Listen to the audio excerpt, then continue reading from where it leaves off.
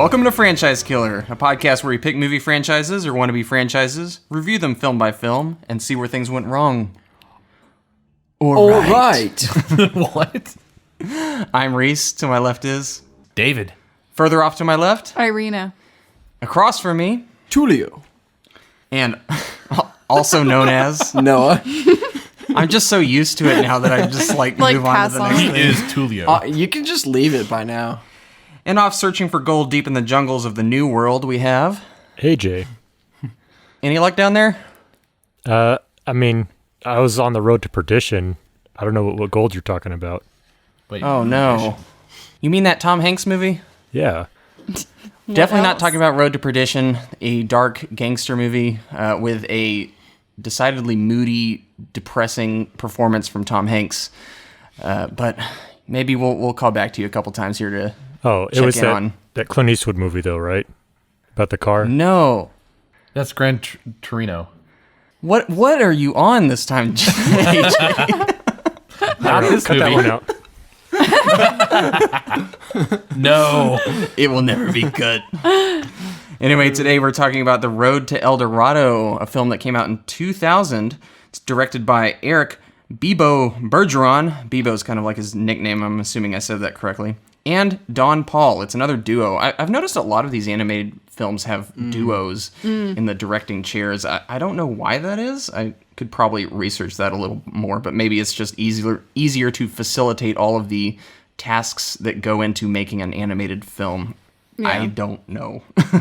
But these two actually also collaborated on Shark Tale, that Will Smith Dreamworks movie. That's right. Was that their spin on another Disney movie?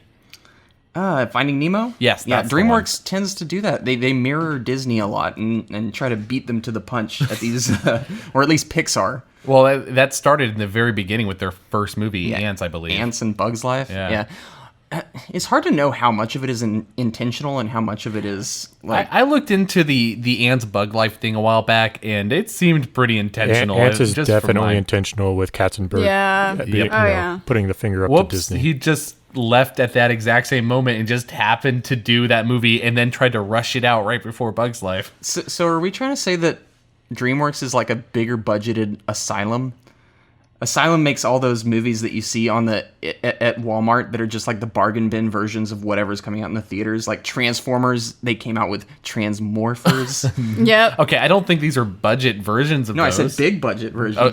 I would argue that they're better in some ways. I would Well, definitely they are, agree. definitely. That was just a cheap shot. But yeah, other than a Shark Tale, these guys really haven't directed anything. They're like animators on a whole bunch of movies, but in terms of directorial credits, it's pretty much Shark Tale, and that's it. So there you go. The movie features the vocal talents of Kevin Kline, Kenneth Branagh, Rosie Perez, Armand Asante, There it is. Edward James Olmos. It's written by Ted Elliott and Terry Rossio, who That are sounds also familiar. Yeah, Pirates of the Caribbean. Ah. All 5 of them, and there are definitely shades of that in this. Oh, yeah. We were talking about and Aladdin, Irina a lot and of I. the early Disney stuff.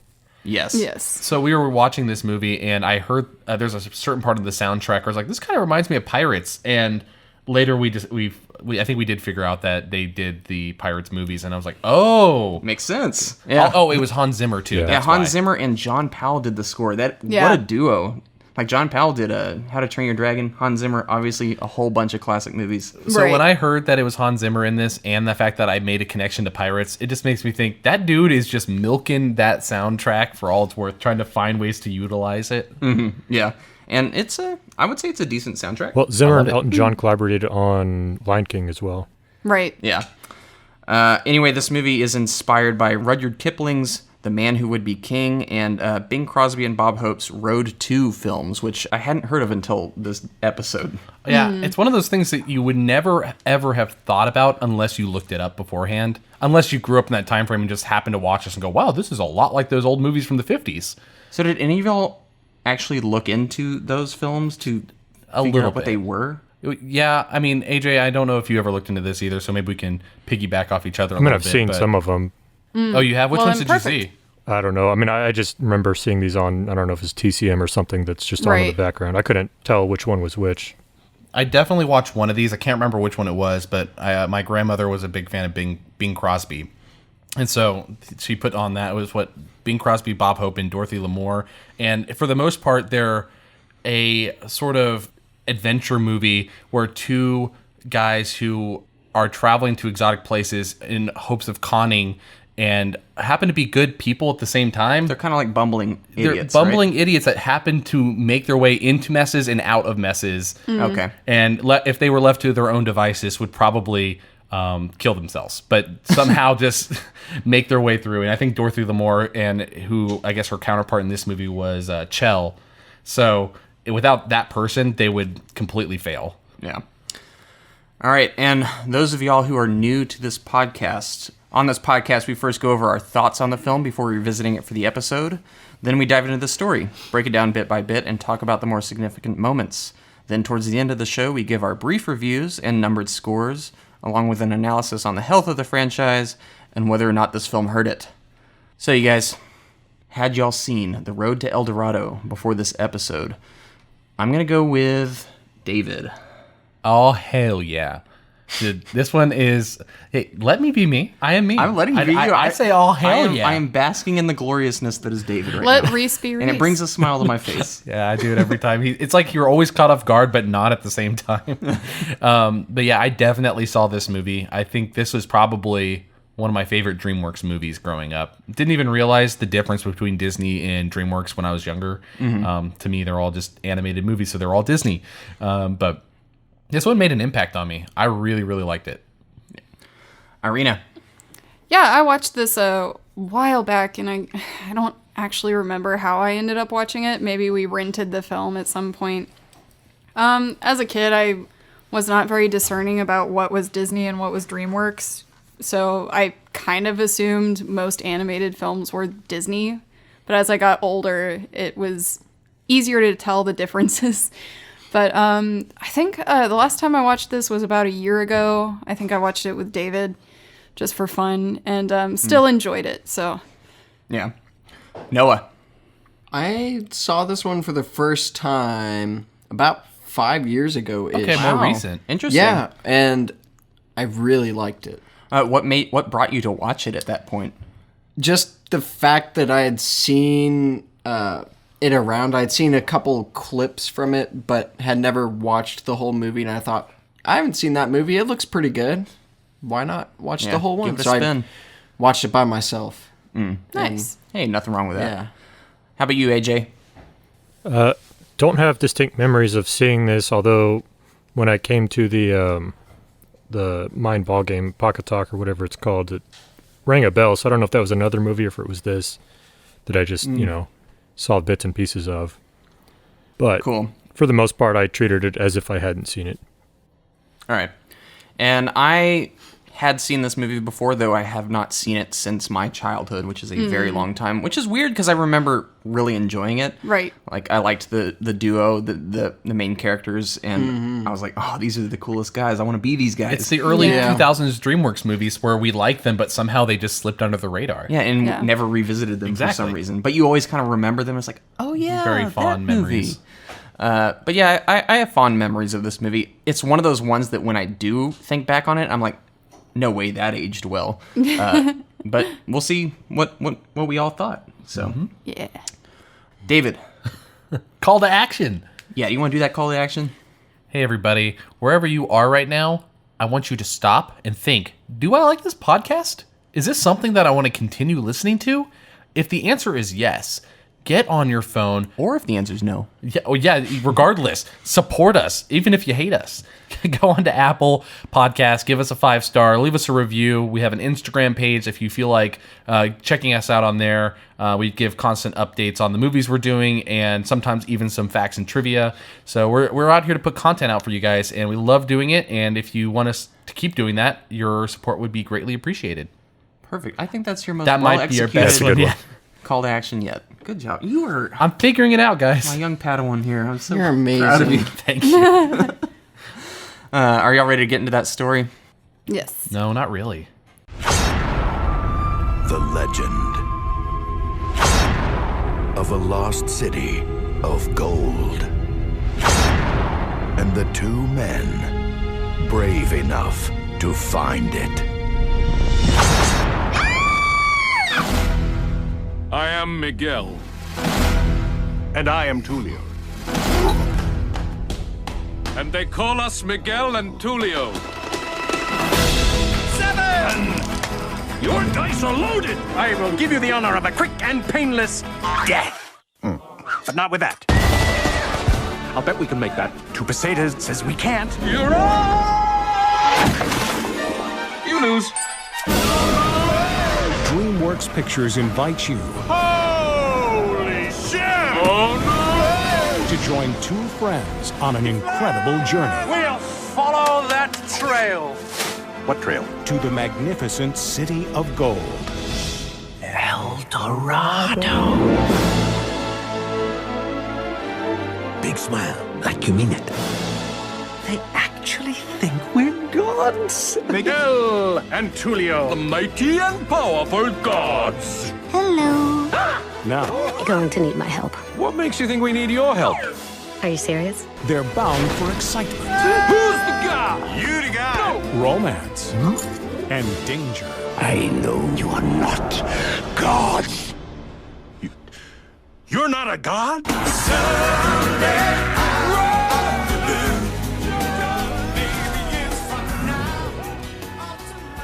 In 1519 Spain, a bard and a rogue, Miguel and Tulio, win a map to the legendary city of gold, El Dorado, in a rigged dice gamble.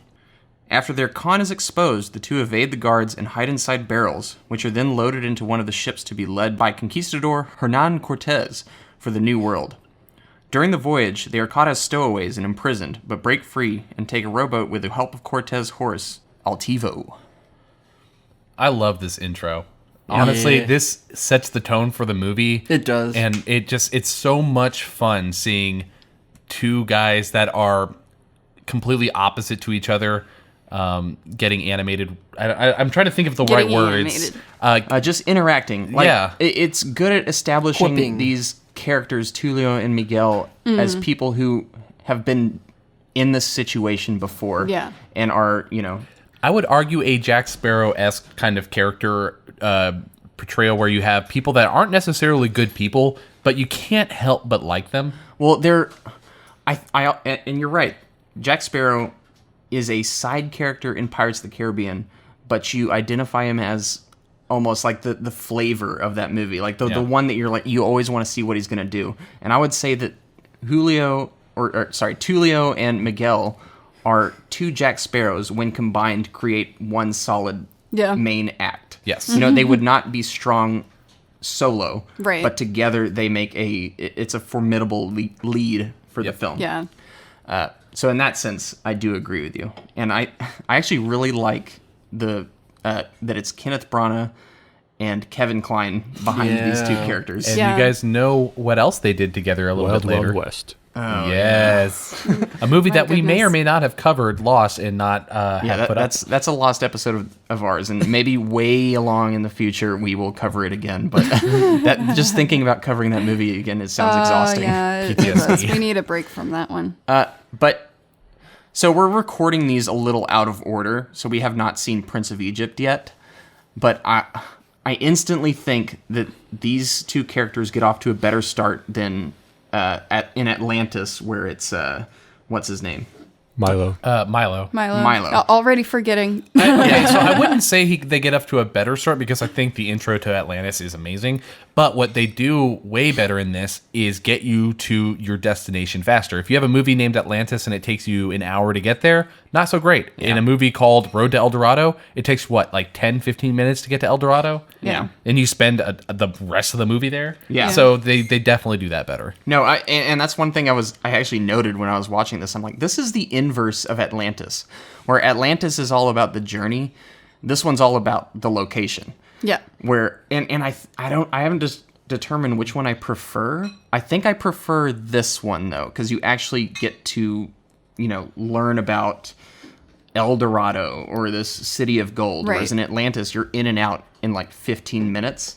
But I was also like, this movie's called The Road to El Dorado, and that's like summed up in 5 minutes. Oddly enough, I had the opposite impression where for me, this movie setting was secondary, but we had more story and more character development, and I preferred that. And we still get a journey. They do the montage through the jungle. And I think them establishing the character and the charisma right off the bat, helps pull you in with the energy. And then so once we do establish the setting, like it doesn't really matter where in the world they are. The story and the interaction between the duo is the same. And that was the most important part. And that's what was missing in the team in Atlantis. Yeah, I actually agree with you on that. I think one of the biggest things is the charisma that both of these characters bring to the movie. They are the perfect, saddle for the audience to ride in. Yeah. Interesting metaphor. I realized it was weird as it was coming out, but I was like, well. There's a horse in it. That makes sense. So it is a lot easier, too, because we don't have to juggle, 10 main characters to try to break through in the first 45 minutes. We have the 2 main characters and a horse. Yeah.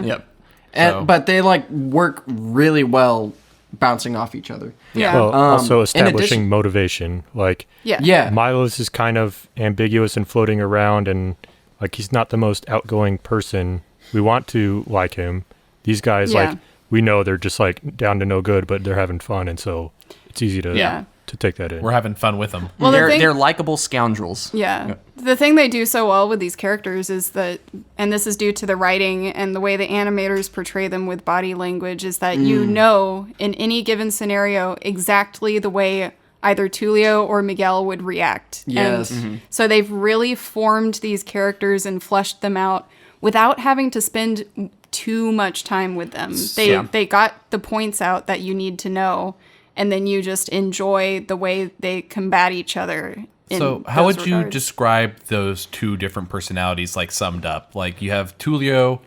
How would you describe his personality? Well, I was watching some of the special features to this, and I would agree with how they pitched these characters, which is Tulio is he's the dreamer, I guess. No. Tulio is the analytical realist. Tulio is the realist, and Miguel is the dreamer. Right.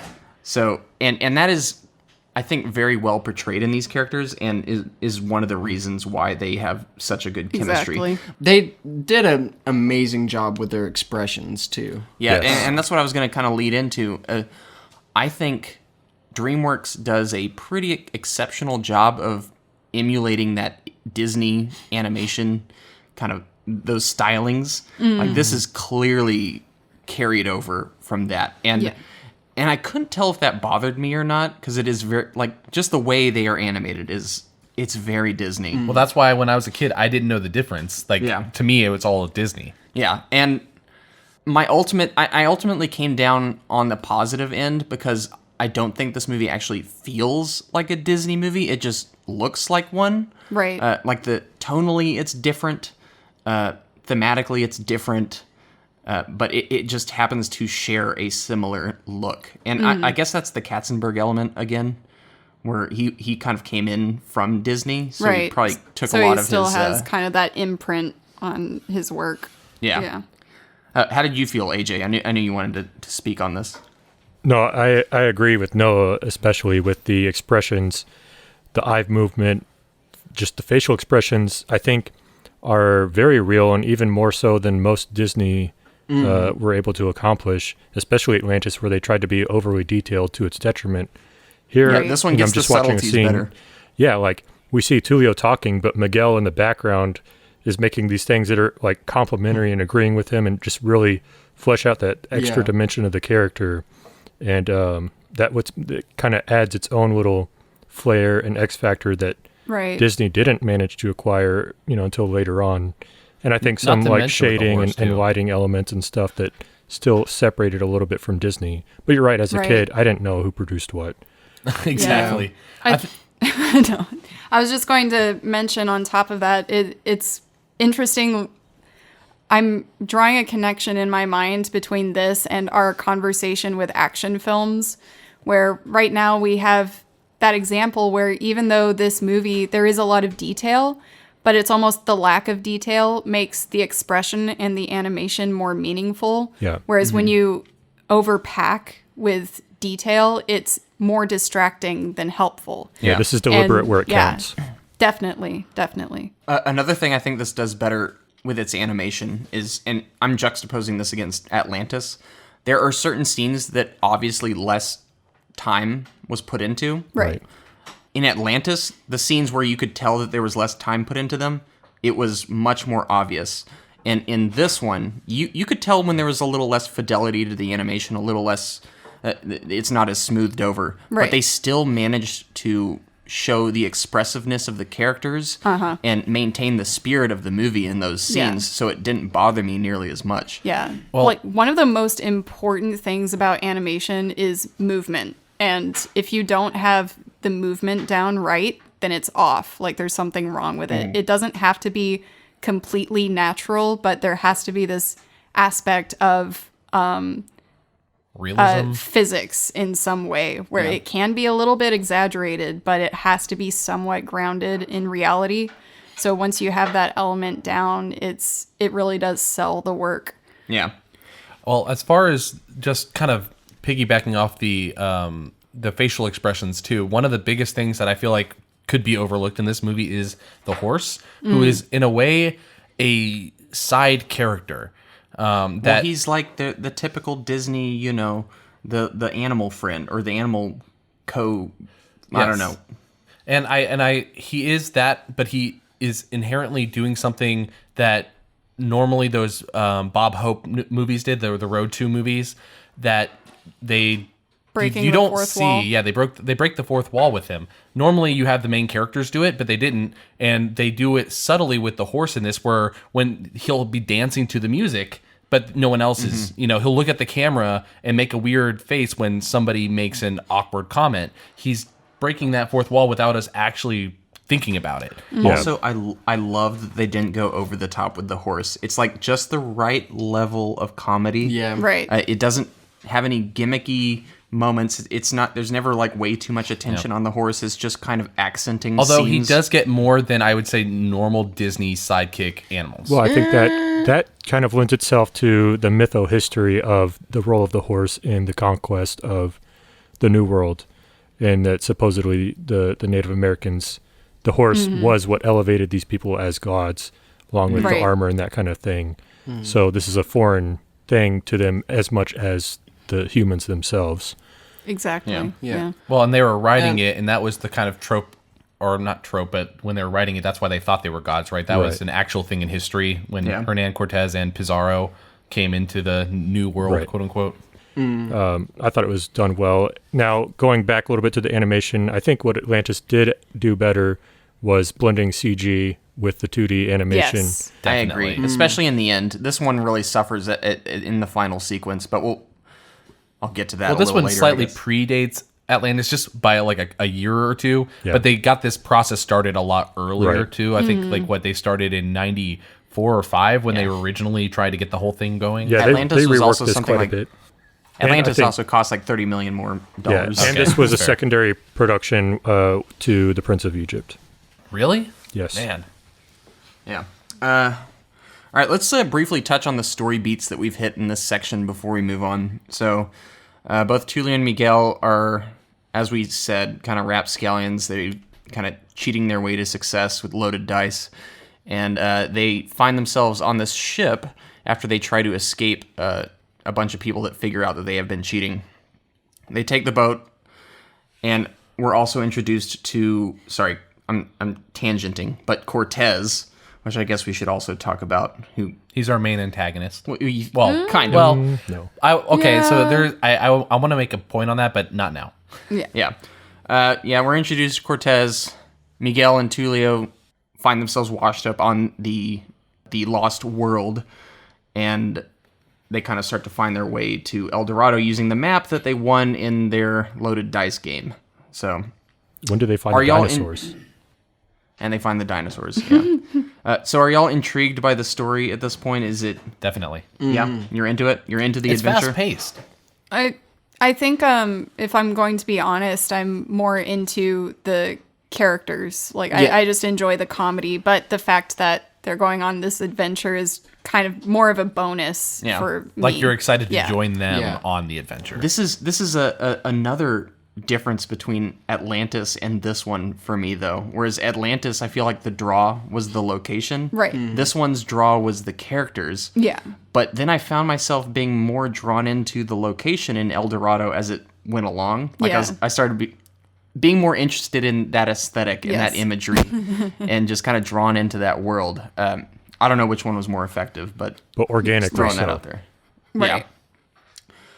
Yeah. So yeah, we're all on board so far. It sounds like. Yeah, I don't think there's much more to talk about in this section. Yeah, let's move on with the story. Their boat reaches land where Miguel begins to recognize landmarks from the map, leading them to a totem marker near a waterfall that Tulio believes is a dead end. As they prepare to leave, they encounter a native woman, Chell, being chased by guards. When the guards see Tulio and Miguel riding Altivo as depicted on the totem, they escort them and Chell to a secret entrance behind the falls, into El Dorado. They are brought to the city's elders, kind-hearted Chief Tanabak and wicked High Priest Zekkel Khan. The pair are mistaken for gods and are given luxurious quarters, along with the charge of Chell. She discovers that the two are conning the people, but promises to remain quiet if they take her with them when they leave the city. The two are showered with gifts of gold from Tanabak, but disapprove of Zekkel Khan attempting to sacrifice a civilian as the god's ritual. All right. I love that development. That's one of my favorite things in an animated movie. Just they mistakenly go to this place and suddenly they're revered as gods here, and you're like, whoa, okay. And then they just go with it, and it's... Yeah, it's definitely like a trope that's been used in other movies, and... Well, after this, maybe. I would say significantly before, because that's actually a theme of some of those Road 2 movies. Right. Okay, Yeah. Okay, but isn't this based on those on purpose? Doesn't Gilligan's Island have something similar as well? I think they do. I think this is actually like a really old trope. I think. But this is literally based on those Road 2 movies. Yeah. I mean, in general, I don't even know if the Road 2 movies actually started or not, but I know that they have things like that throughout history in books and movies. Yeah, it's nothing new, but I agree with you. It's an enjoyable... It's awesome. Plot point. I will say there's like a little bit of that white savior-y problem that we all talk about, but I'm not as bothered by this because I feel like the culture is still respected in this movie. They're not a bunch of dimwits in need of help. Not like they're actually saving them anyways. And also they're Spaniards, which I guess, it's slightly different than the American, barge our way in and save people. Right. Yeah. But this is definitely when, I figure out like, this is what this movie's about. This is, because at this point the movie didn't quite have a direction. It was like, just, they want gold, they're going to find it. And then the main plot of the movie is them being viewed as these gods upon their shoulders and trying to figure out their way through all of that. Yeah. Yep. So, and then we see Chell for the first time, where she runs into them. And watching this, I already knew she was kind of sexualized in this movie, and by kind of, I mean a lot. And I knew that, and I was watching and trying to be more objective about it and, try to see how this was different than, say, other Disney or DreamWorks movies that do that, because I feel like a lot of them do. Yeah. Well, there's actually man butts in this movie, so the dudes are... Well, and that's kind of my point, was I was watching it, and I know it's happening, but for some reason, there's something that felt different about this movie than the other movies. What, she's got curves? You got a problem with that? Well, she does have David? curves. There's a linguistics lesson later on. Yeah. I think because the fact that she is definitely not helpless. I think that she is conning them more than they are conning her. I think she is more in control of the situation than they are. Yeah. Actually, I'm going to defer to Irina here. How do you feel about Chell and her portrayal in this movie? What do you think? Well, the thing was, I thought I was going to be more bothered, but I actually wasn't, and I will agree with what David's saying. I think it's just more sexual in nature as far as visuals for a animated film, and I think that just always throws you off a little bit. Mm-hmm. But the fact that she actually has more personality than we'll go back to referencing Kita, for instance. I thought she was better than Kita. I like Kita fine. I think her character could be really cool, but she never actually exhibited much in the way of wiles or much intelligence. Even like it just kind of said, "Oh yeah, know a lot of languages, and I kind of get taken over by crystal magic, but that's about it. She's the one that needed her quote unquote white savior. Like that, Yeah, she needed that's Milo, the the thing. guy, to come step in and solve But her problems. Were not the this same. girl, she would have gotten out of there if she hadn't run into Tulio and Miguel. So now she's just kind of like trying to get her way out of El Dorado. So like you said, I think she's in control of it a little more. And actually, I feel she's on equal playing ground with the two. So I don't feel bothered by her presence or representation. I mean, she's almost kind of playing them, but not in a mean way. That's what I'm saying. Right. She is a con artist. Like, she's just as much a con artist. Right. And not only that, but she sexualizes them. Yeah. Like, normally you see just the guy sexualizing the girl, but she's doing it back to them, which I don't know if it makes it right, but It balances out. it balances out a little It's more. at least balanced. That's what I'm okay with. And they're all, like, all the main characters here, Miguel, Tulio, Chell, Zekkel Khan, and I forget the chief's name, but they're all caricatures with, one Right. defining trait. She's coquettish, and that's fine. Like, it wasn't, I think, also this movie was originally developed to have a PG-13 rating for an older audience, and then they kind of reined it back a little bit. Right. So, Yep. And I did want to ask y'all this. Does this feel like a PG-13 movie still to you? Because to me, it kind of does. It in a weird way. almost does. Like, I think it's very close. I think they Yeah. wanted it to, and then when they drew it back, they drew it as close as they possibly could. Yeah, 'cause Exactly. Yeah. it does kind of push the limits here. I mean, there's drinking. There's Naked butts. There's naked butts. They're not exactly heroes. They're kind of Well, there's also some sexual scenes that you don't notice until you watch it when you're older. yeah, for sure.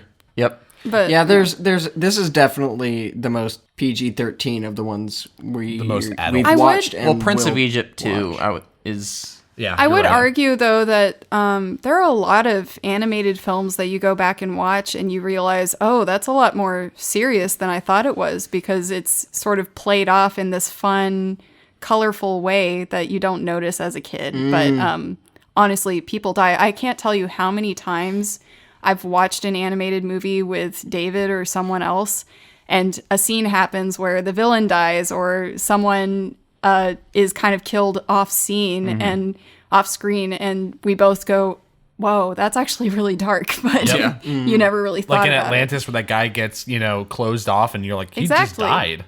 Yeah. Yeah. And again, to bring it back to Tarzan. Yeah. Lion King has really Lion dark King, moments. that's another. They're all of them do, really. That said, though, in the U.S., death and murder is fine, but can't have sex. Yeah, I can't have Yeah. sex though. Unless you're in a DreamWorks movie. Hey, Yeah. makes sense. Makes sense. So let's talk about Zekkel Khan. I love this guy. I think the primary villain of this movie, Yes. even though he's subservient to Yeah. whoever appears to be the god at that very moment. Yeah. I kind of like this different take on what you can have as your villain. Right. Because he's not exactly like a dominating force. Exactly. Yeah. But I don't know, he's so kind of like easily taken in by, or he's searching for everything in the world to show that there's proof of their gods. And Yeah. he just latches right onto it. Yep. But he's also like, if this doesn't meet to the letter of what it says in the sacred texts, then I'm going to question that and exploit that. Yeah. well, he's so- also letting that go through the lens of his own inner demons and his bloodlust. So, like, it's kind Right. of still a human flaw thing that he's using right. religion or whatever as an excuse as his motivation. Yeah. So in the end, he's still judging his, the chief and the other Right. society around him.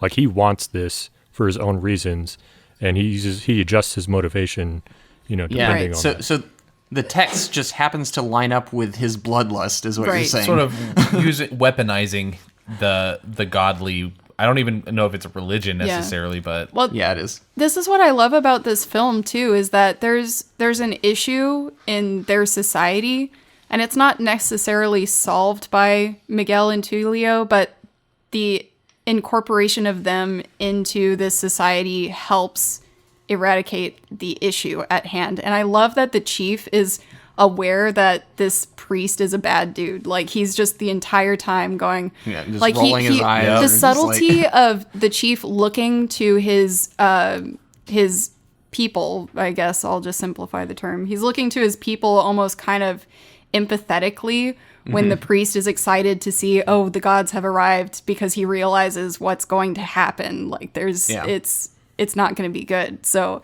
I think I love that attention to detail, and you actually feel something for these people through something like that. Yeah. It's just interesting. I don't think we've had a villain yet who doesn't want to be on top. He's like, I want to find these violent gods and I want to praise them and, have them kill or do whatever. Yeah. But I don't have to be on the throne. Well, I He's think like, he never has a desire to be like in. That is true. That's a good point. Well, it's clever because it legitimizes his power too. Yeah. Like his authority.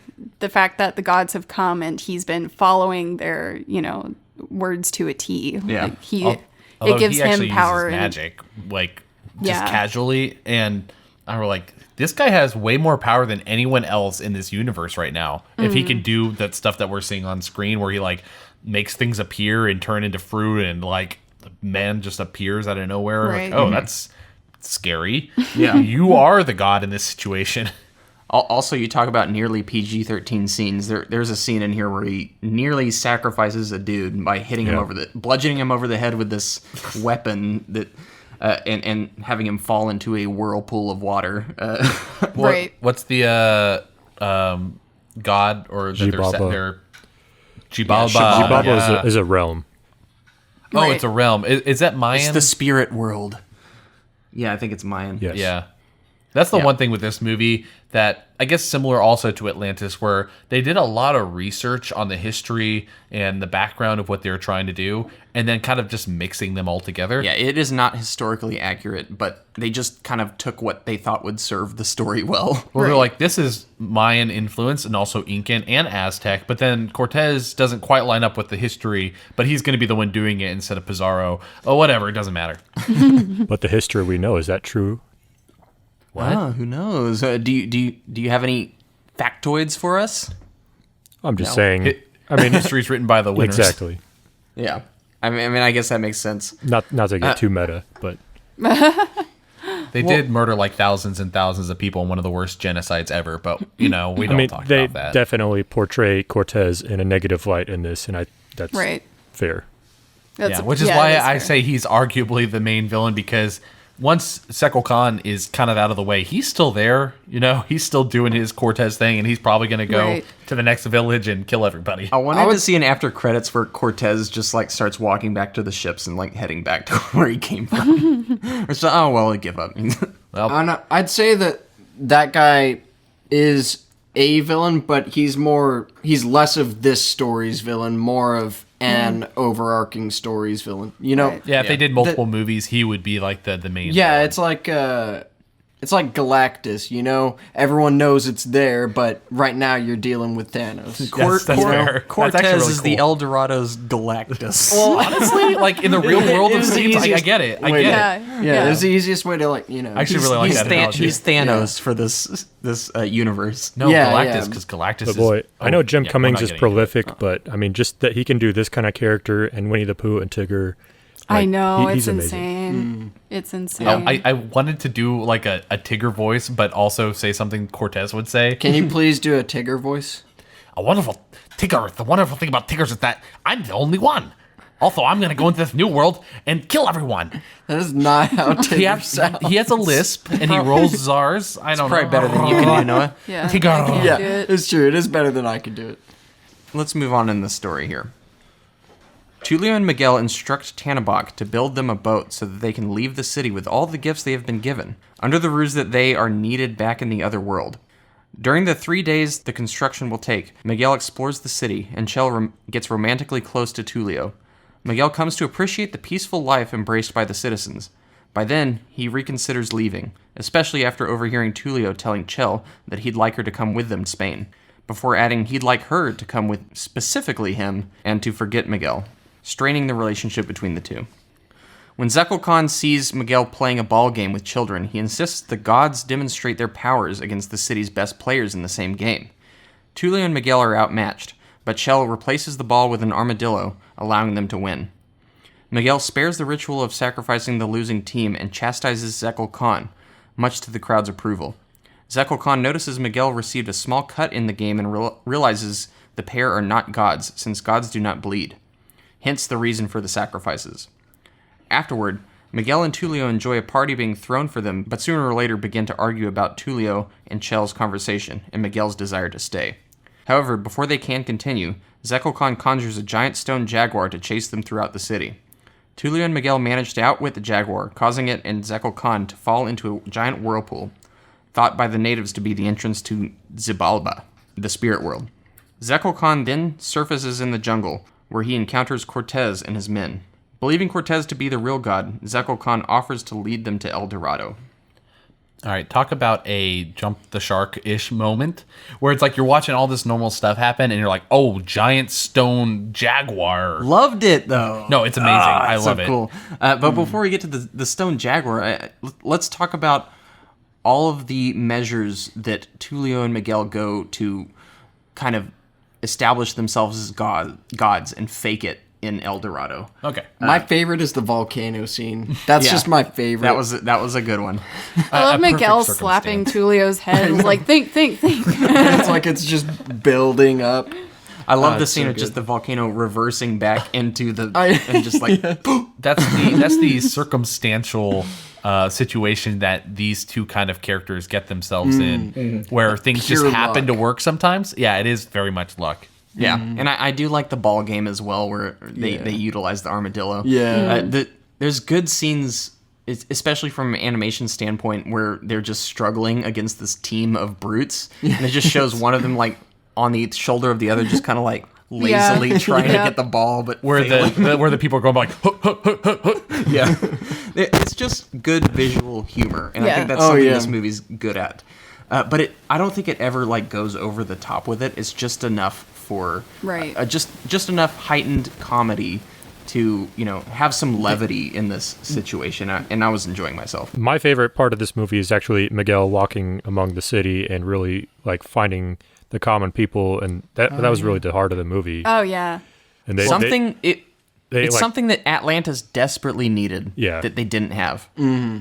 Like we still only have like the chief, the priest, and Chell as like the main characters, but at least we see the society, which like you said, Atlantis was sorely lacking, and so that's where the setting is important.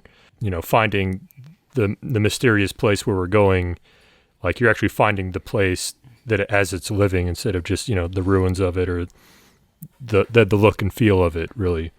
So, and it also humanizes one of our main characters a little bit more. Oh, a lot more. We do see him in that scene where he stops the sacrifice, which is good. But as he goes through the city, he also helps people and he brings people together with music. So it's really nice to see that you can. This is where you take someone who's normally a con man and that you would normally think is bad, but actually show that they are a good person. Yeah, the reversal of that cowering guy on the steps. Like that's the point they were at, and they actually made that change, or Miguel made that change to make it better. Right. Yeah. Well, I think the thing I like about this too is that there isn't a problem with the society inherently. Like that does need to be fixed. The only issue is the priest that is ruling the place with fear.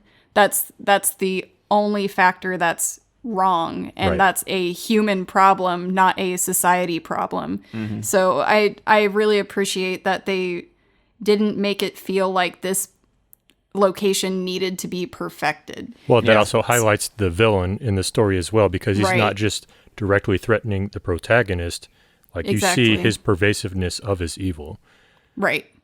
And I think the clever thing about having these two, I hesitate to call them heroes. They're sort of like they're circumstantial heroes because of who they are.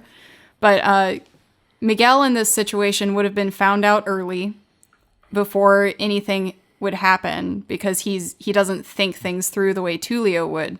But Tulio wouldn't have helped them if Miguel's heart hadn't convinced him that this is the right thing to do, So the writing for this is just so good and they really thought this through. So we also I enjoy the ride. That scene where Chell, like, she's trying to escape and, she has selfish motivation, but then, she's holding the baby and stuff, and she still has a feeling and place for her home and the people there too. So exactly, it's well fleshed out. Yes. Yeah. So I found a couple of issues that I have with this movie throughout this portion.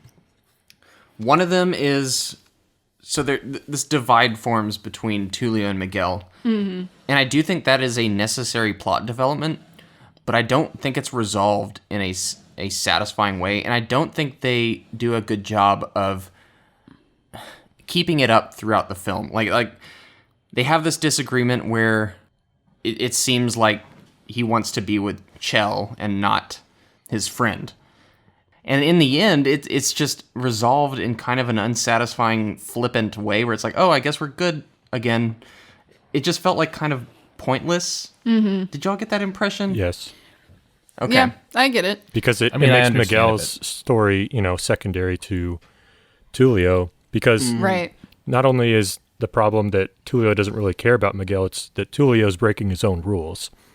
Right. And so he kind of is seeing that Tulio thinks of himself as lesser than him. And you're right, that never really gets resolved. And the end, Miguel is like, okay, I'll go along with this, and we're all friends because I forgave you. But Miguel never really gets his, needs redressed or whatever. Yeah, exactly. And as much as I like Tulio and Chell together, they don't have enough time together to establish this relationship where Tulio would be willing to say something like, yeah, we can forget Miguel. I think he was just kind of saying that in the moment, though. He was saying it flippantly, like carelessly. Right. But it just seemed like tacked on just to cause unnecessary drama. So I want to touch on the fact that this is also sort of harking back to the original Road 2 films. Well, I haven't seen those, David. I know. And a lot of people haven't, and I feel like, at least in this age range that grew up with this movie, the Tulio who is played by Bing Crosby character, he's always the one who gets with the girl in the movies, if I'm not mistaken. I mean, maybe people who know those movies better, but on the research, he always somehow in the movie ends up with the girl, and followed by Bob Hope's character kind of chasing after them and like, nah, crap, you got me again kind of thing. But it's a friendly thing. I feel like they were trying to capture that without drawing too much attention to it. And in the end, it almost seems like they didn't know quite how to market this movie as far as, what you're trying to root for. Well, originally there actually was going to be more of an emphasis on them like fighting over the girl. Yeah. And they abandoned that and had Miguel not into it at all, which I think was a smart choice. I think that makes sense. I'm glad they didn't do that. I just wish they had handled, their divide or their separation better. Because I'm not against them having a disagreement, because it causes that added drama that you would kind of need otherwise. The way they resolve it is not convincing to me. Exactly. It's more like... No, go ahead. Well, go ahead, finish. No, I was just saying the whole issue is sort of summed up with a song, and I think that's where I kind of had an issue where they're almost, in my mind, too many songs. I think a couple were strong enough to carry out certain montages, but that was where one was unnecessary. And this movie like you said, there was a little more resolving that needed to happen between the two. Friends Never Say Goodbye? Yeah. So I one, love that song. But two, what I really did like about that, and I agree with you, but what I liked how they connected it with the song was that at the very end when he's saying Friends Never Say Goodbye, right as he's saying that line, Miguel looks at Tulio and says, good luck, instead of goodbye, because friends never say goodbye. Yeah. Yeah. So I don't know. It's a nice connection. I guess what this needed was like, I thought I watched this movie closely, but maybe I didn't. But I think they needed like the big fight, like between friends, where it's like they're like, I heard you say this, and I don't like that, and then the other one's like, well, I didn't mean it, blah blah blah blah blah. That's the whole marketing-ish thing I was talking about, because in the end, it's not supposed to be that dramatic. I don't think. I think because they're playing off of this old movie. What do you mean by marketing? I guess the way they are trying to portray it to the audience. I couldn't find the right word, so I'm using marketing. Like you just think the stakes are supposed to be lower? Yeah, it's not supposed. It's playing off of an old movie style. Like it's all very much similar, and they don't have that kind of atmosphere in those movies. Yeah, but I think the issue here is that through the movie they've established this kind of very small amount of tension between them, where there's a bit of a hierarchy, where Tulio is always the one that calls the shots, and it's Miguel's interests are kind of secondary. So, and Miguel is normally, in my mind, the more kind-hearted and obedient one than Tulio. Open-minded one. Yeah, and so I think what was being established here is that he feels like he's not respected. And since they built up that issue for us, it doesn't feel like it's resolved the way we would have liked to see. Yeah.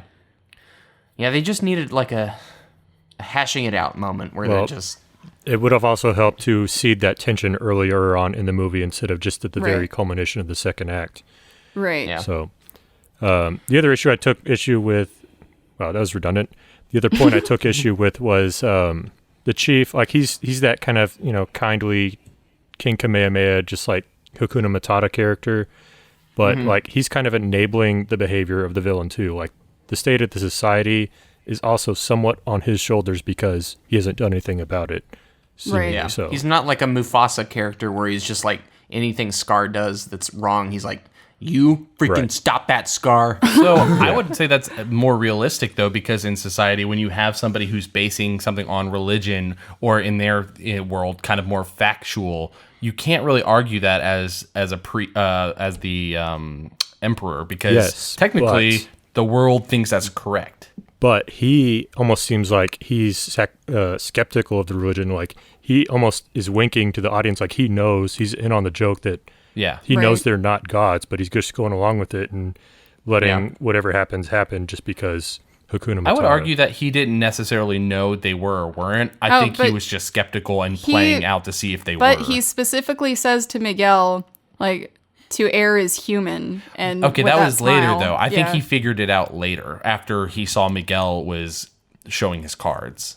Because it wasn't early on. I don't think he knew early on. But again, these are all caricatures. Right. Yeah, it's true. Are you talking about the kind of the priest guy or the emperor, the chief? Yeah, the chief. Okay, I was gonna say I had a feeling that the chief was onto them almost from the beginning. I think he was skeptical from the beginning. I didn't. He didn't know. Because there's multiple cuts to his face, like when they are performing these, mighty acts. Like, especially during the game, it's cutting to Zekkel Khan, and he's, like, amazed at how the armadillo balls going in and out of the goal. I think he's, like, on board with them. It's just once their interests start deviating from his interests, which is bloodletting, he looks into them more closely. I think that's what it is. And then he's like, oh, well. The big guy. Yeah, I think you were mixing up characters. We're talking about the guy that's the emperor or he's chief, not an emperor. The chief. Yeah. Yeah. The other guy. He starts to catch on to like what their actual deal is sooner. I agree. Yeah. Like he might not know for a certainty, but you just get the feeling that he's like, I see what you're doing a little. Like you're suspicious, but you don't seem malicious. So yeah. Speaking of Zekkel Khan, I know we're talking about the chief, which none of us can apparently remember his name. Tannenbach. But when Zekkel Khan really decides that he's going to take down Miguel and Tulio, and he does that blood oath with the and conjures the Jaguar. That is such a cool visual sequence. I'm like, that is what I was waiting for. I think this also, I didn't want to interrupt you if you were wanting No, to you're say fine. that. Go ahead. Okay. I think this is one issue I had too, where I'm fine with the whole language barrier being completely ignored, but there's a bit of an inconsistency here that I'm never got explained to me, and the fact that he can do apparently this sort of spiritual magic hoodoo stuff. So he's imbued with certain powers, but the chief just kind of, rolls his eyes at all this. Like, oh yeah, we're so past the gods and sacrifices. Yeah, he's doing magic. Yet this guy is doing magic. So I don't really understand what's happening here. Like, are they trying to move on from religion and focus on more important things, or is this like what exactly is this I don't get the relationship sense that with the chief is like anti what his religion is. I just think he's on to Zekkel Khan's BS. Yeah. Where it's just like this guy's taking it a little and yet too this seriously. guy is given these powers. Exactly, So in a society where, you know, it's dictated by religion, you would think that would be the highest authority. See, that's what I was saying earlier. And so he's basically a god. Like, yeah, so I think that's my only issue, is that that's a question that was never really answered for me. What exactly is the reason for this? So but I do like having him You can control a giant leopard stone Zekkel creature. Khan's magic in this reminds me a little bit of Princess and the Frog, the Voodoo Man, where they explain kind of where he gets his powers, where this one doesn't. But it's very similar in nature. So Spirit Also, World, Zekkel Khan's kind of like the witch doctor. So Yeah. like maybe Yeah. it's just like his specialty to Yeah. have these abilities. I think that is more it. I don't think that because of their religion they get powers by believing. But however, that's beside the point, because you'd think maybe they'd still worship because the powers are proof. But See, this is why. It's just that's I a think we're little overanalyzing. inconsistent. Yeah. We Yeah. are. but it's I an could- animated movie. It's but a kids it's- movie. I mean, we analyzed Atlantis, so I guess we can. Yeah, we did. That's why I want to talk about it, because I nitpicked on that one. Yeah, And I kind so of figured for this it was one, with the society and how the chief looks at it. They're kind of at their heyday. They're sitting Yeah. high and comfy, you know, in the land of milk and honey. And Zekkel Khan kind of embodies the fundamentalist, going back to right, you know, the way things were when things were tough, and trying to bring Right. back the judgment. wanting and a revolution of Yeah. sorts. Right. I was gonna say, I think that it's if you had to bring it down to something, I imagine it's due to the fact that these people are not ones that want ritual sacrifice and all this stuff. So even if they believe this kind of thing exists, to them it's probably more like the boogeyman, or like oh, we don't want to mess with that kind of situation, rather than them wanting to be reverent to it. Yeah. So I do want to talk about this awesome Jaguar chase sequence that David thinks jumps the shark, which maybe I agree. I mean, in a way, I loved it. I'm not disagreeing. But like, it is the set piece of this movie where it's like, here's your big monster. I actually really liked the design of this Jaguar creature. I think the animation is at its strongest in this moment, especially when it's bursting out of the magma coming after them. It's such a well-realized creation, and I applaud the animators, especially during all of this, for just coming up with such a unique design and just cool-looking villain, and just really kind of it feels Disney in the best way, where you know you have your final action villain confrontation. Right. I just thought they pulled it off. So, yeah, I bet you did. yeah. I I agree. agree. I really like it. Yeah, I don't think it sequence. jumped the shark at all either. And I really enjoyed the multiple levels of the mock, but also real argument that was them really hashing their feelings out, but they're still friends enough on a deeper level to face their, common enemy at the time. Right. Yeah. And I agree with that. I get so tired of characters that get too caught up in their emotions to really focus on, okay, but in a real situation, you would be paying attention to the real problem at hand here.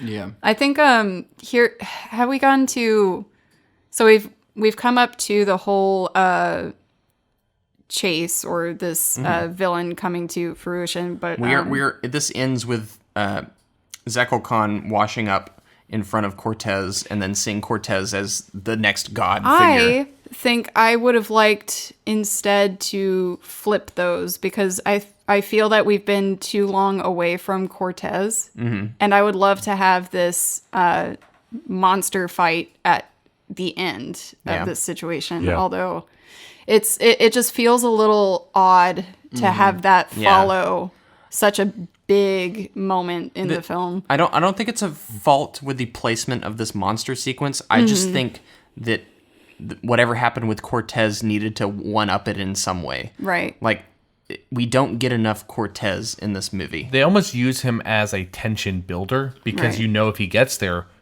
gonna hit the fan. Yeah. And they kind of build it like, oh no, he's coming, and Zekkel Khan's out there. Oh no, we got to do something. So you're using it for tension. The thing, when you're watching this movie, what you're kind of expecting is once you see the smoke rising in the distance, and then they have to stop Cortez, is that, oh, this is going to be Cortez and his men invading El Dorado, and there's going to be some sort of battle.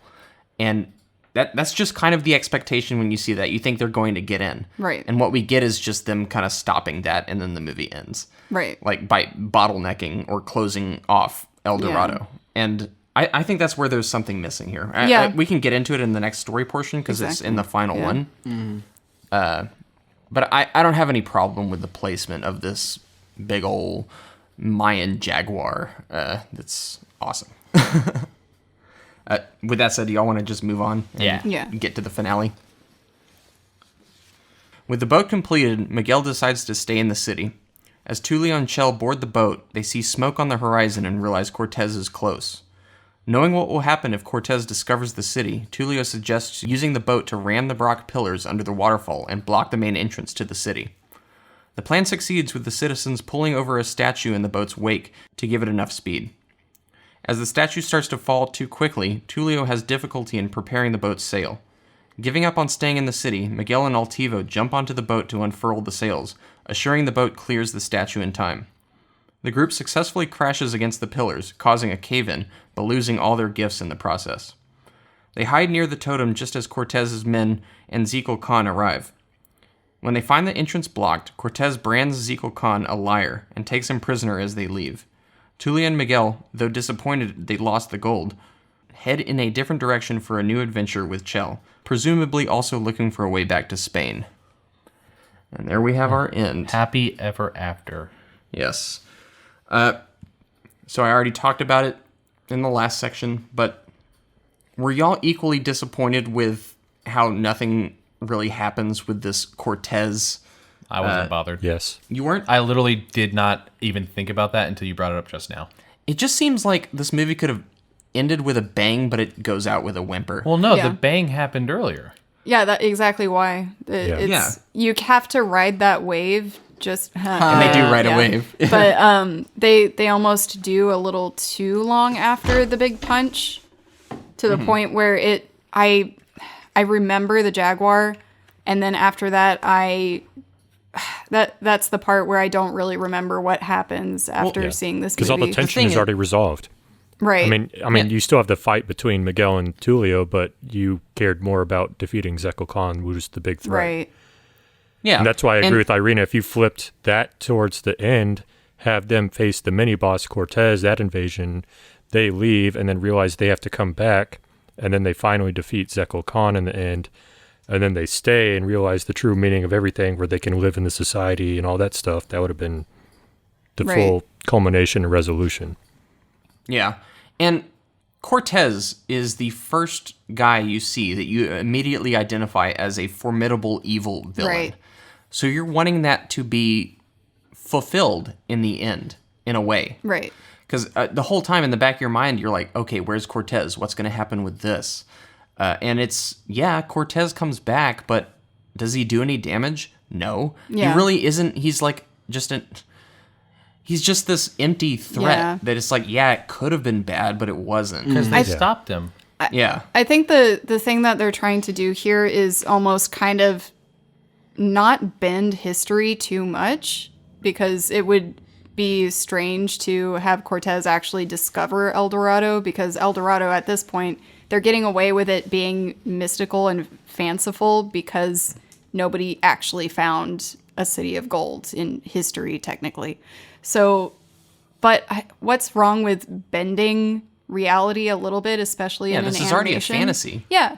So I think it would be beneficial for, in some way, the society to almost reject the priest because he's going too far and, the gods demand it or whatever. Yeah. And he discovers Cortez and, let me lead you to our city because you look like the actual god, and I don't believe those two are real gods. So that creates this whole scenario they overcome Cortez, and this priest by this point is enraged to the point where he decides to take it into his own hands and just wreak havoc. And it just would make more sense escalation-wise in my mind for it to go that direction. And you have parallel structure in the story because you have external threat being addressed by the external forces, Miguel and Tulio, and then you have internal threat, Zekkel Khan, being addressed by the society itself, and then you don't have the problem of the white savior. Right, exactly. Yes. Yeah. Also, Cortez, he's something of a paper soldier, I guess, where, you know, he's there to look menacing and be like, oh, this guy's the threat. But ultimately, he doesn't do anything of impact that shows that he's the threat. He shows up and he looks mean, but he doesn't have any scenes in which it's like, he just like slaughtered a guy. Well, he is bad, and they try to establish that earlier through other means. But I mean, the fact is, unless he has scenes, then there's no other way to show it, I guess. No, I know. That's what I'm It's saying. consequential to the story where he is now. It might also be the fact that they're relying on people knowing history and that he was like one of the worst people ever. Like, he is pretty bad. They probably would have used exposition in order for... Because this is a animated movie. You can't expect the people I want these kids to know that he murdered and genocided multiple people. No, I think for him to feel like he has more weight, he has to have a scene or even more dialogue somewhere where it shows that he's a threat more than they did in this. But It's a perfect movie, guys. That said, So I still think it's an amazing movie. So All right. Yeah, I don't know. I think this is a good movie, but I do think it's just a big missed opportunity to really end this thing on a rousing note. Right. Like, End was weak. Yes. I do agree with you, Irina. Having the Jaguar at the end would be really cool, and just having this big, action sequence that closes out the whole thing. But I do still think if they had just figured something out with this Cortez guy, like some battle in El Dorado, it's a fantasy movie. Who cares about history? Just go for it. Right. Although that might have been their downfall anyway to begin with. Yeah, I mean, it's already not accurate to history. It's like way off. So just do it. Just like double down. But yeah, I will also say this is where the CGI kind of crumbles, where it's most noticeable. I saw all the cracks in this movie's armor. They were good the and water. bad. Yeah. Particularly the gold. The gold is bad. Yeah, it's just so obviously CGI. There's like multiple pots and pans of gold that I see it's the same like arrangement in different scenes where it's like, oh, they just copy and pasted those CGI gold parts onto different plates. It didn't bother me excessively, but it was definitely more noticeable in this movie than the previous ones that they talked about. Still They early pop out. 2000s, man. They pop out like a quest item on an old video game. Yes. But I It's did I'll like collect the water. The water is obviously CGI, but it kind of blended with the art style in a weird way. Yeah. Yeah. And considering this is the B tier team on this Dreamworks movie, I think it's still, from an animation standpoint, very successful. It's just, you started to see, the issues in this final sequence. It's just, it feels like maybe for the time it's not as bad when we first watched it because we don't care. I didn't care because I was a child. But now it has this way of coming across as not polished, Yeah. Like the gold just looks like a filler for something they were going to go back and finish, basically finish up later. But it is really jarring, and we've mentioned this before where if you're going to do CGI, you have to at least make it look like it belongs in the same space as the characters and the setting, and it doesn't really. No. It's a not little too it's not jarring. atrocious, but it is noticeable. Yeah. All right, and on that note, let's close out the story portion and take a quick break.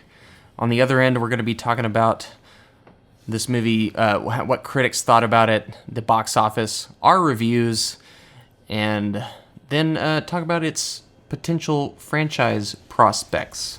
So we'll see y'all then.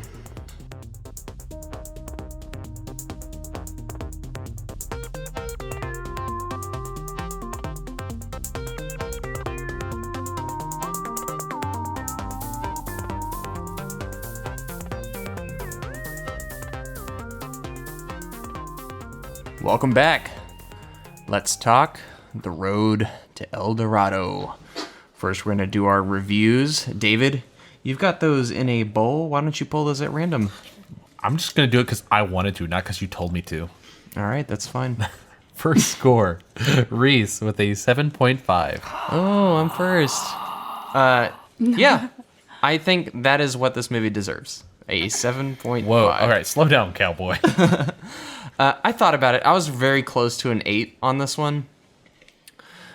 I do like this movie. I like it more than Atlantis. This one has more character, in my opinion, and that's what gets it kind of over that bar. But it's also better about just immersing me in the world, which is surprising because Atlantis is all about like discovering this new world and all that. I actually think the impressive thing about this movie is I started to, I don't know, really care about El Dorado and its people. And that's something that I keep throwing shade at Atlantis, but Atlantis was not able to do. I like Tulio and Miguel. I really like their dynamic. They just have, I don't know, such good chemistry. And even though this movie does emulate Disney in a fairly obvious way, I think it thematically and stylistically feels different. So it's not too much of a, it doesn't hurt the movie in too much of a way. Yeah, like emulating Disney, that whole, it's great to be a king sequence is pretty much the genie from Aladdin intro. Yeah, it makes me kind of sad that Dreamworks didn't quite figure it out with their 2D animation and they weren't completely successful, because I feel like this movie does a really good job of showing what they are capable of. And I really did have a good time with it, despite, the flaws with the end. I think it just kind of whimpers instead of bangs at the end. I know that's weird to say it that way, but it's overall just a really satisfying, fun romp, and I wish I could have seen more in this franchise. Spoiler. So 7.5, I stick by it. All right. Next up, who's it gonna be? If I can open the paper, it's gonna be AJ with a 7.5 as well. Nice. I'm very glad that I'm following Reese because he pretty much took the words out of my mouth verbatim. Everything that I like about this movie, and I'm going to compare to Atlantis, and just because that's what's fresh in my mind, is exactly like Reese said. It's the character. The setting is secondary. If you don't have good characters, even if you're trying to do an adventure movie, you still need to have like good characters. And for as they went with quality characters here over quantity for Atlantis.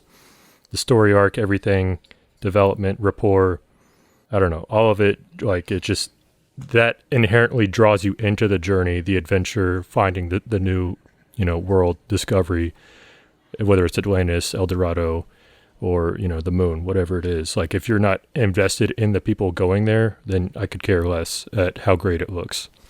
So that's what this movie accomplished. And as much time as I spent on going on the behind the scenes and bonus content on the making of Atlantis, I rewatched this movie 3 times this week, El Dorado. And El Dorado, really? Nice. I had so much fun with this movie compared to Atlantis.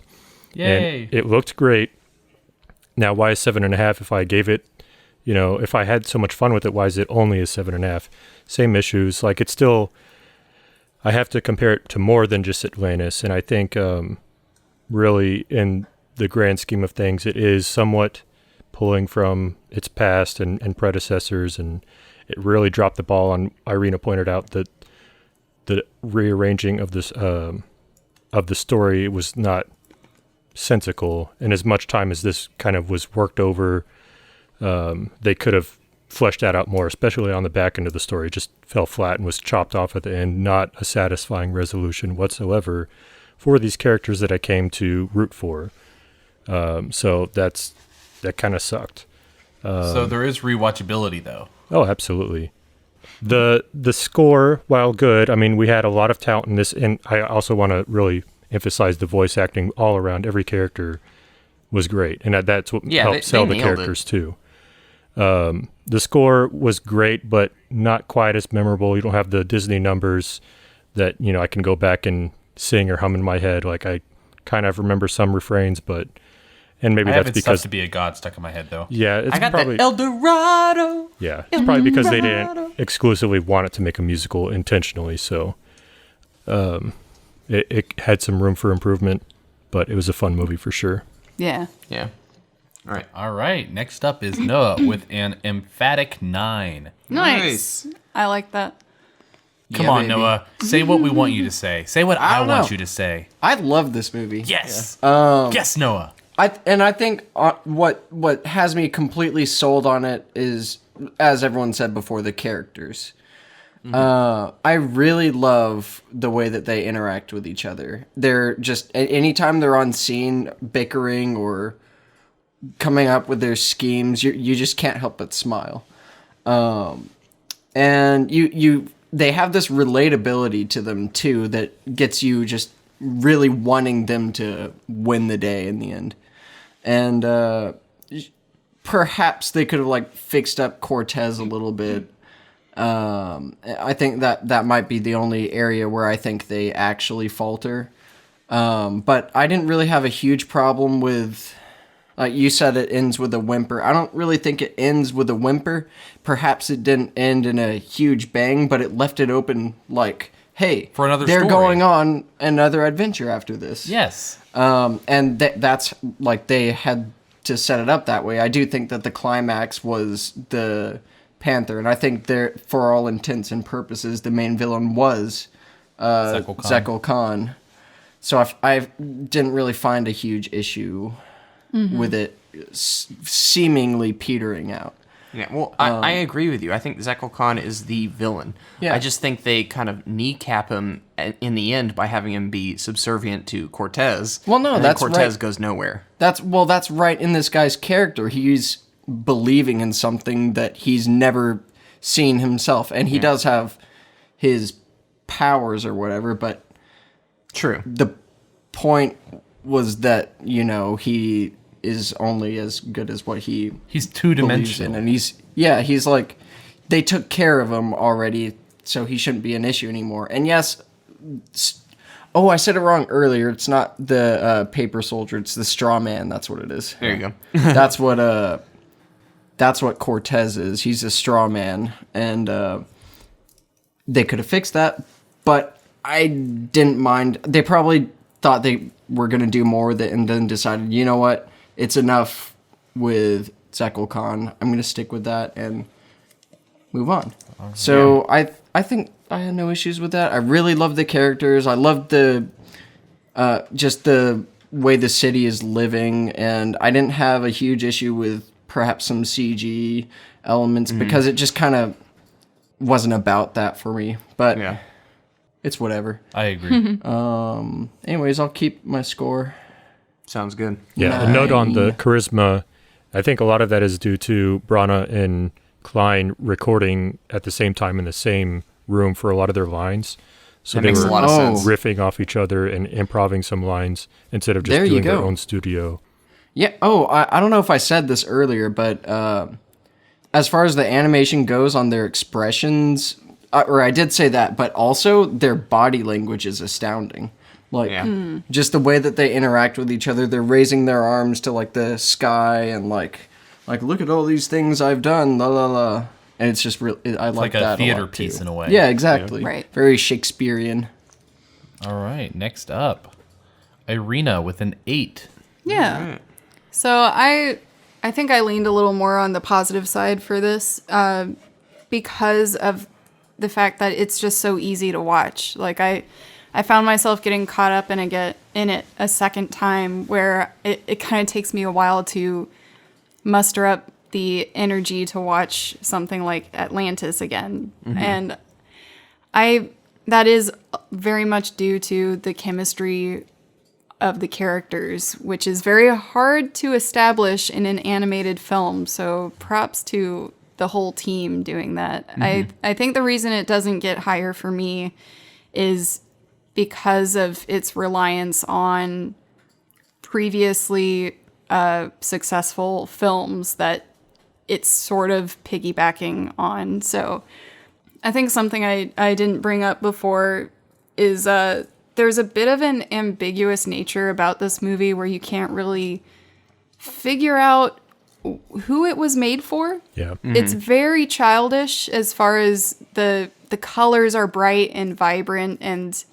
that's very entertaining for a kid to watch. But then there are lots of themes that are meant to be more adult, and yet at the same time, a lot of the plot points are simplified as if you're watching a children's film. So this whole resolve between Tulio and Miguel, which is kind of wrapped up suddenly, you don't really get the satisfaction as an adult viewer, whereas a kid wouldn't care. Well, I do think it was made more for children that happens to have adult themes. Right. And I think that's why. I think it's because they were wanting to push towards a more adult audience and then pulled it back. And that's why it's a little confusing for me. And so but I appreciate that they tried to do something different from Disney. They're trying not to be too careful, I suppose, to offend. But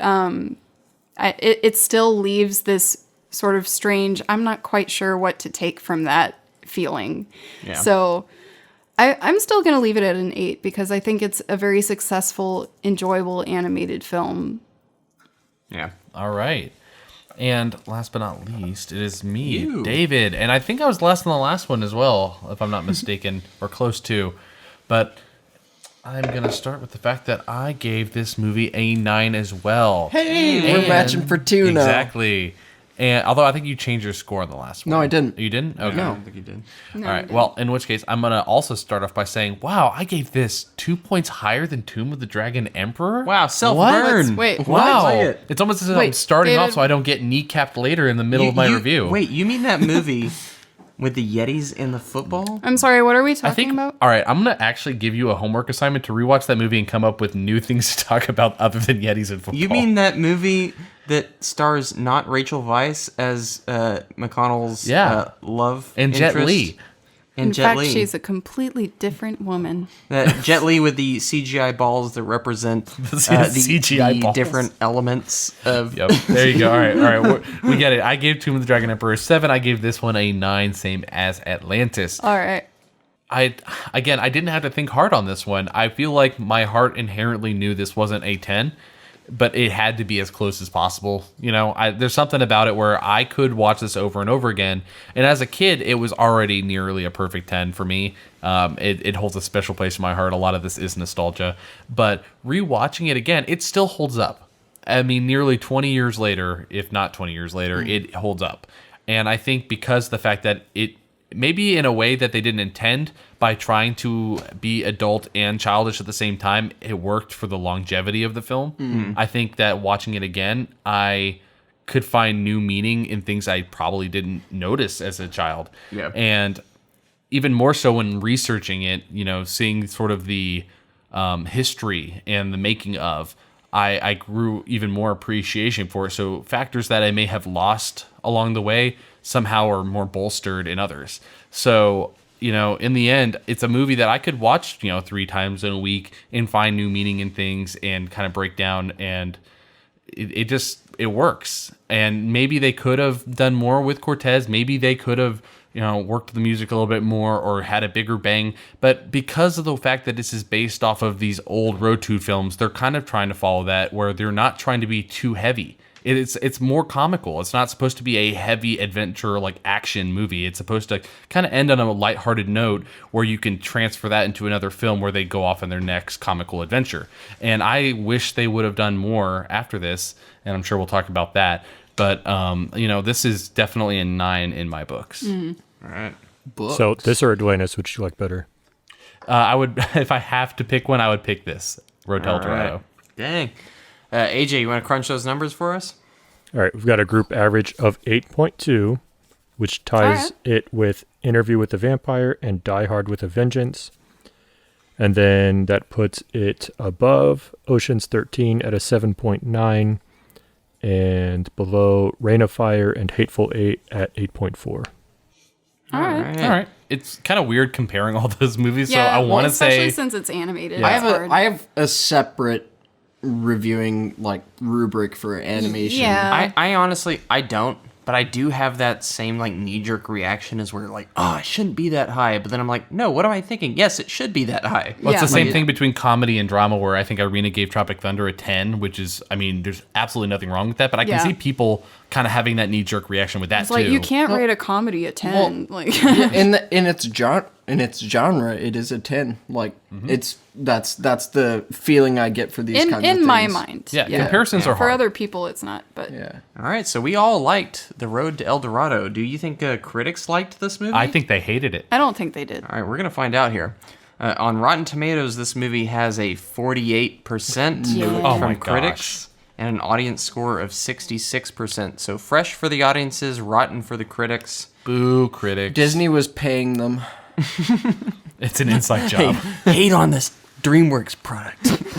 Honestly, if anyone could get away with that, Disney would be the one. I don't think they would, but yeah. I might argue sometimes that it is because it doesn't have the Disney branding. Like sometimes I feel like a lot of other 2D animation is kind of swept under because it's not Disney. I could see them seeing this movie and being like, oh, they're obviously trying to be a Disney movie. Yeah. Can I say I hate something? that they're trying to do that. Can I say see something that. really inappropriate that you can take out later? Sure. Like, if they put the Disney logo on this and said it was Disney, critics would just be off all over this. Like, they'd be like, oh my gosh, Disney, so inventive, so unique, revolutionary. They did it again. 9 out of 9. Even more so if they put Pixar on there. Score. Exactly. No, I could just see it, but they're like, Dreamworks. Ripping off Disney more like it. Although, in defense of the critics, they have, backed DreamWorks movies before. Yeah, they have. Like Ants, which actually came out before this, I believe they gave something like a 90%. They backed the wrong one. I'm just saying they have not been anti-DreamWorks. You should watch Ants again. There are actually some redeeming factors about it. Yeah, it's a good movie. Yeah. All right. On Metacritic, this movie has a 51 from critics out of 100 and an audience score of 7.3. So even more positive from the audiences, and the critics are still kind of in that middle ground. And on IMDb, which is just an audience-based score, it has a 6.9. So mixed with the occasional positive review, I would say. I don't think there's anyone who totally panned this movie as terrible. It's about the same as Atlantis. The audience cared more than the critics did. It's actually very similar to Atlantis, Noah. The reviews are almost identical. Yeah. Box office. This movie released March 31st, 2000 against The Skulls and High Fidelity. What? Also playing in theaters at the time were the films Aaron Brockovich and Romeo Must Die. This movie, this movie's budgeted at $95 million, which I think Atlantis was $120 million, so $25 million less than Atlantis. Just to give you some perspective as to how much animated movies cost around this time frame. What is y'all's worldwide predictions for The Road to El Dorado? Let's start with you, AJ. 150. 150. Noah. What'd you say the budget was? $95 million. Ooh. Yeah, I'm actually gonna go lower. I'm gonna say 110. 110. That'd be rough. Irina? 140. 140. David. I'm gonna end on the high note here and say 180. All right. For once, Noah wins this one. Hey. Wow, that is sad. Yeah, it's even Not that you more won, sad but than it's the even money. more Yeah. sad than you think. Oh no.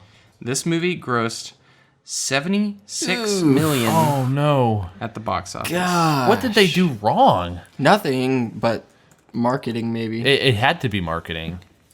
Because I think this would have been right up a lot of people's alleys if they had actually gone and seen it. Yeah. I don't know why this movie had such a poor opening, but it only opened to something like 12 million domestically, and then I guess you could say legged it to 50 million. What? But yeah, this was kind of a big blow against DreamWorks animation at the time. With Prince of Egypt being, a moderate success, they were kind of positioning themselves as the competition to Disney, but they could never quite hit the mark that Disney did.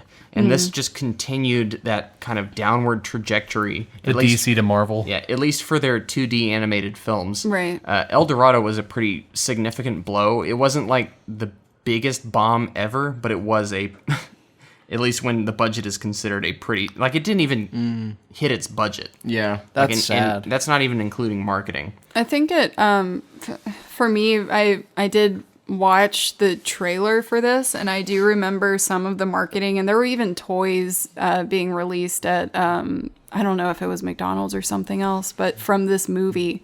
So I don't think there was a lack of marketing in my mind from what I remember, but I think it just was underwhelming. Yeah. That's what I think happened. There was actually a lot of confidence in this movie to kind of spawn its own franchise. Yeah, as you said, there was a lot of marketing for this movie. There were, all the, I don't know if it was McDonald's, but there were definitely like kids' meal toys that I remember for this one, especially the Jaguar. Right. That you could like I remember. push back its legs and it would jump or something. It was definitely a known property for me as a kid, where I was like, oh yeah, I know what that is. And there were projects in the works for this franchise's future. They were going to make a sequel following, Tulio and Miguel and Chell and the horse, Altivo. But that was almost immediately cut the moment this movie's box office returns came in. So it was just pretty much just about as abrupt a stop to a franchise as you could imagine. Right. That's so where it was just like, okay, stop, recalculate, we're going to do something else. Right. A 3-part series would have been amazing. Yeah. Bet you it's got a lot of love in hindsight, though. No, it does have a bit of a cult following. There's people that like this movie, and its memory lives on. So I just kind of mourn the fact that this could have been like the animated Indiana Jones equivalent, where they go visit another location. Yeah. And I would have loved to see that. I want to see the further adventures of this group of people. Miguel and Tulio. Yeah, it could have been cool, and it would definitely be a lot better than some of the other franchises we've seen from DreamWorks that get second movies, such as The Croods and Boss Baby, which is getting a second movie. Minions. Minions isn't DreamWorks, but it isn't? terrible. That's Illumination. Oh, right. So I know that we kind of touched on this, and I know they had a lot of marketing, but from what I watched on some of these other informational things on this movie, that the marketing was just misguided, that they were addressing this as more of an action-adventure movie instead of more of a comedy that it was supposed to be. So people had the wrong impression of what it was actually going to be about. So when they got there, they were slightly disappointed because it wasn't what they were expecting. Well, almost in a way, kind of like Wonder Woman. The latest one? Yeah. Yeah. Well, I would kind of push back against that because the opening of this movie wasn't strong at all. I feel like if they were expecting something and they were excited about it, you'd have a strong box office opening, and then it would continue to be strong. If they got something different than what they expected, it'd be a strong box office, and then it would fall precipitously after that. Yeah. Which didn't happen with this one. This one actually kind of had legs, but it just had such a weak opening weekend that it just didn't matter. No matter how good the legs were, it didn't matter. Well, then it didn't matter the movie itself. People just weren't there. Yeah. So why weren't the people there? That's the weird thing. No, you're right, though. It is the marketing, but they just weren't excited for this to begin with, unfortunately. So, word of mouth seems like it was decent. Audience scores for this movie were pretty good, but it just kind of died in the water after the opening was so poor. That's so sad. I know. I would have liked to see at least one sequel for this. Like, I want to see what they would have done with it. But alas, the El Dorado franchise is no more after this film. It's mostly... I don't chalk this up to critics as much. I think it's more just they didn't bring in the money. Like, yeah, it didn't get the greatest reviews, but I think you could recover from something like that because the reviews weren't terrible.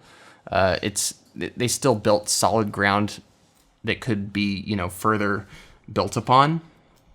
So yeah, I would just chalk this up to box office killed this franchise. Would you say it's honorable?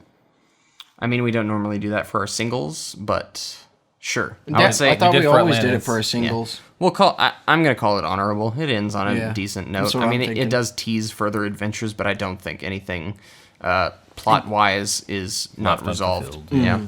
So, honorable death, y'all agree? Yep. Honorable. All right. Yay. I'll hit the gavel. We're good. Honorable death. All right.